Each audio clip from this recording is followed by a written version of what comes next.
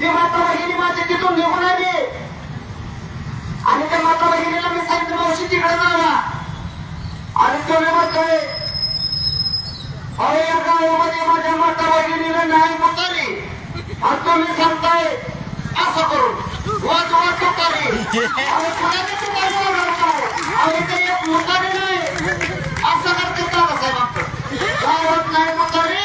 आणि वरते वाजवा कशी वाजवून तुतारी आणि कसं नाही दादासाहेब तुम्ही कसं नका करू माझ्या माता भगिनीला इथं मुतारी म्हटलं त्याची सोय करा